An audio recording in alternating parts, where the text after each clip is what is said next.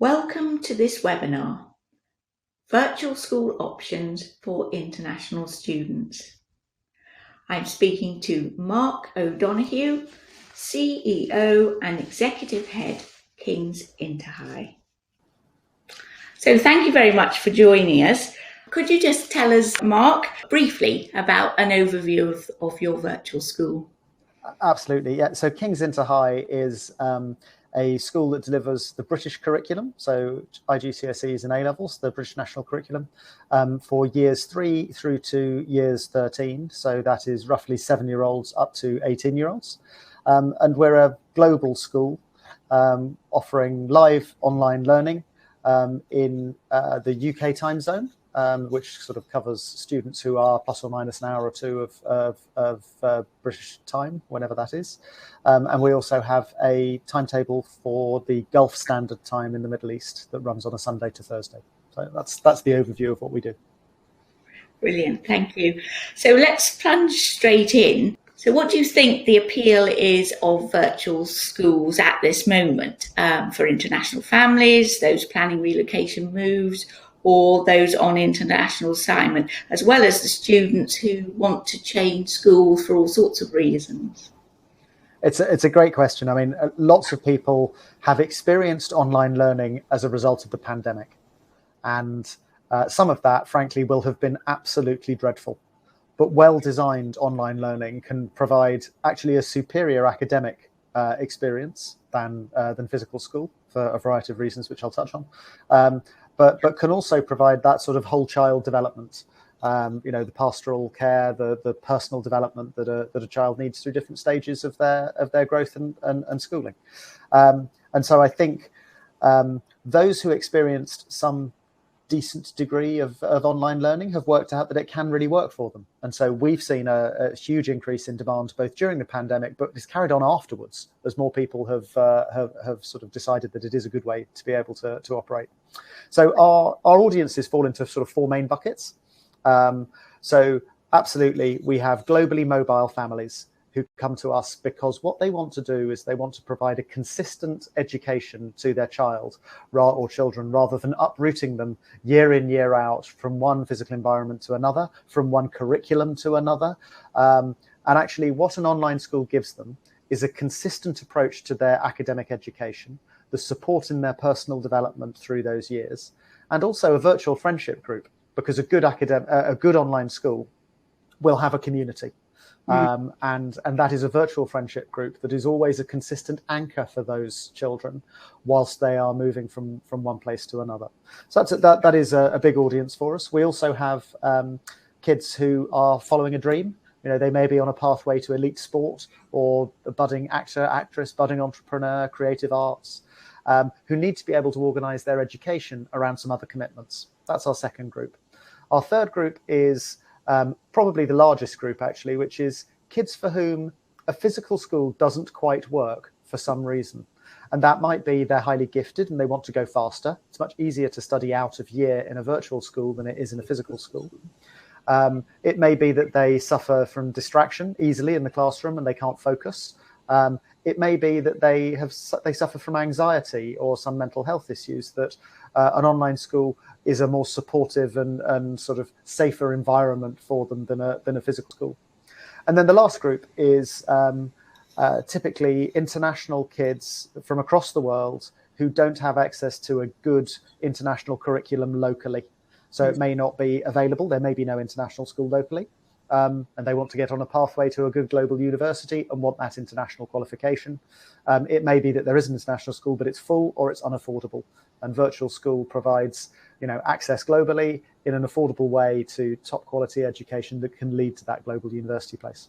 And I think there's lots of places and areas where this is going to be very relevant for our international audience and people on the move, and also people who are a bit stuck in a country region where they shouldn't be at the moment. But are you able to accommodate people who only need your support for a number of months or years, or do people have to sign up for the whole curriculum? We recognise that online school can sometimes be a short-term measure. So we rather than just having the full year sign up, which is actually what 90% plus of people do with us, they do sign up for a year at a time. We also have what we call rolling contracts, which are basically half-termly, and enable the parent and child to decide each half term whether to carry on. It sort of rolls on by default, if you like, but it provides that sort of opportunity to either test it, or if you know you're on a short-term assignment, to be able to provide planned and consistent education. Well, that flexibility will be really helpful and encouraging for people. Thank you very much. So what do you think makes the learning experience so stimulating and special, and the academic results, because everything at King's InterHigh, because you've got an excellent reputation and you are really a large community school, aren't you? Yeah, absolutely. Yes, we achieve good results despite the fact that we are very open in terms of our admissions policy. So what makes the difference? Well, we have a fundamental belief in live learning. There's a lot of online learning out there that is what I would call old school e-learning, sort of log in, watch a video, take some learning checks, log out again and kind of forget that you ever did it. So we have a belief in the power of live virtual learning at the heart of a good online learning experience, because instructor-led learning, where you have question and answer and you are prompted and you engage and you interact with someone, is a more effective way of learning. But it's not just the relationship between the instructor and the student, it's also the student and other students, where peer learning is as powerful as instructor-led learning. So live learning gives you the opportunity to be able to do that. We supplement that live approach, which breaks into two areas, actually, before I talk about the supplements. Firstly, we have live lead lessons, which typically have quite a few students in them. And then we have, for each lead lesson, 2 explore lessons, as we call them, which are a maximum of 20 students in each and are highly interactive and discursive. So those who want to go further can ask those extension questions, and those who want to consolidate knowledge can do the same. We support all of that live learning with really cutting edge sort of education technology that enables us to, for example, simulate science experiments in a virtual laboratory. So it's a bit like a sort of an Xbox or PlayStation game, if you like. You're controlling yourself in your movements through the laboratory, and that's really powerful for bringing the science learning to life. We also have an artificial intelligence driven language learning platform that we work with, that actually gets that live speaking backwards and forwards working.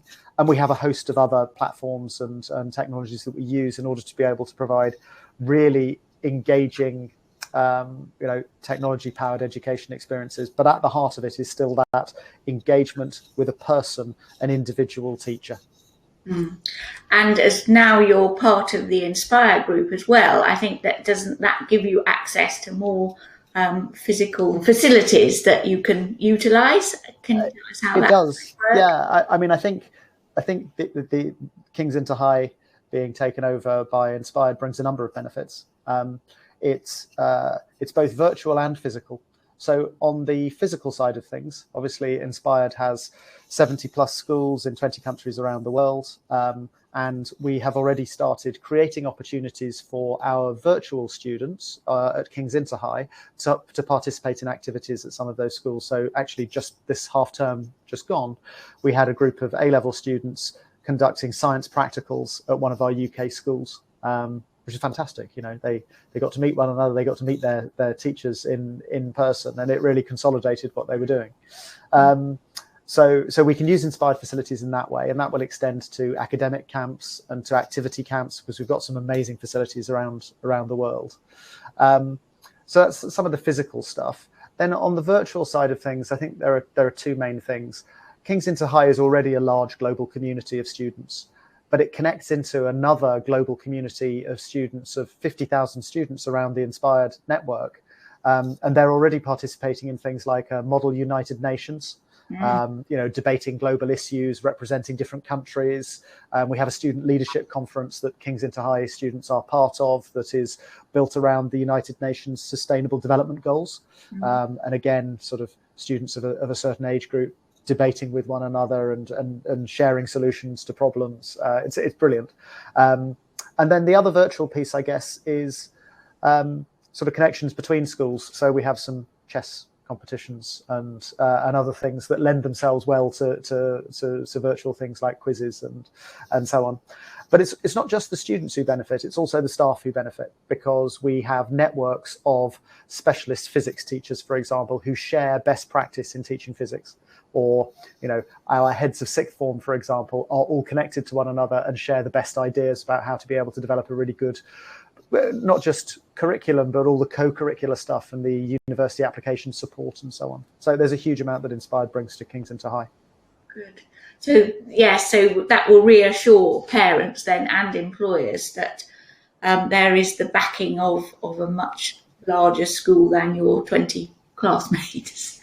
Absolutely, yeah. I mean, it's interesting because Inspired is obviously a large organisation, but runs individual schools in a discrete, focused local way, with the benefit of the backing of a large organisation. King's InterHigh is quite a big school, but we actively kind of break it down into smaller units so that you have the benefit of the resources that a big school can bring to you, but you still have a personal community experience where you're connected to other students in your form, and connected to your teachers through one-to-ones that you have with them. And what about the parents? Is there any way for them to engage? Because with international parents and those on assignment, one of the things about joining an international school can be, oh, well, we're going to meet friends straight away. Yeah. Is there any way that the parents are part of the larger community? Yes, absolutely. We're pretty proactive in how we try to engage with parents about their children's education.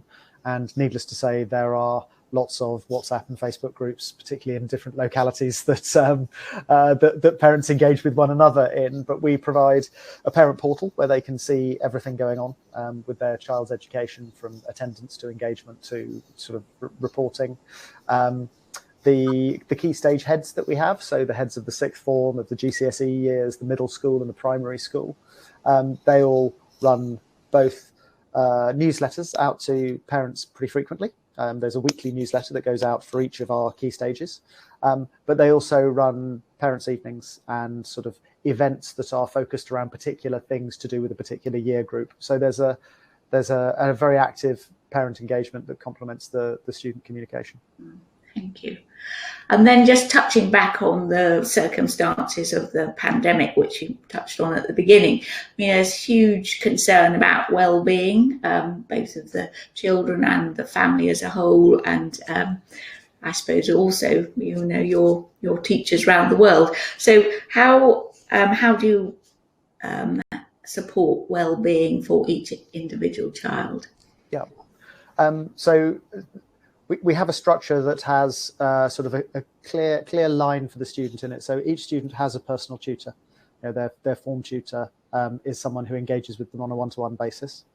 And if there are issues there, then they can be escalated to both year group leads and ultimately to key stage leads, or to myself as the executive head. In parallel with that, we also have a health and wellbeing team. So they are there in order to be able to help students with personal issues that they may have related to school, but also sometimes more broadly personal issues that they have more broadly.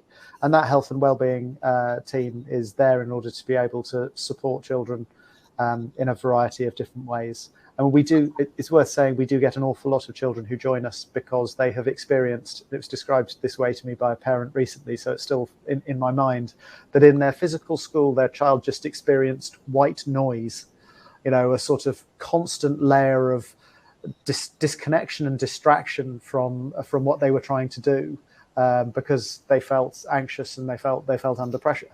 And our team is very skilled in being able to support children who are experiencing those types of issues in their physical school to rebuild their confidence as they enter our virtual school, and potentially then exit to go to a physical school again in the future, albeit actually a growing number do just stay with us now.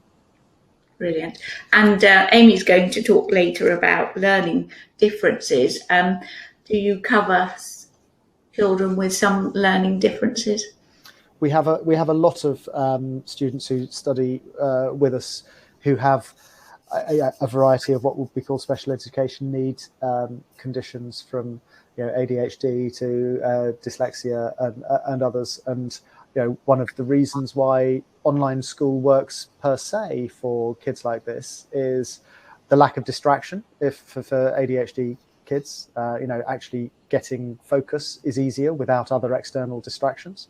And if you're struggling to understand something first time around, the fact that everything is recorded and available permanently online means that you haven't had that moment in the classroom where you drifted off or you didn't grasp something first time around. You're able to go back to it and sort of go over it again in order to be able to either reach that level of understanding or get it for the first time. Great, thank you. And then finally, if perhaps we can dig into your technology background, it'd be really interesting to know where you see the technology future going with schools like InterHigh, and how frequent is this going to be in ordinary schools, and what's really here what the future promises. Yeah, well, I think there are many paths that it can go down. I think I can talk about what our beliefs about it are. I think anyone who engages in sort of education technology futurology is making stuff up. But I have some beliefs about where we'll go with this. Our belief is that technology is an enabler to education. It's not a replacement for education. And I think that's really fundamental, because social engagement, virtual or otherwise, is a key part of learning. And so, as I said at the outset, that sort of live instructor is a really critical part of effective education. However, there are lots of technologies being used now that can supplement that. So that's how I see the continued emergence of online school.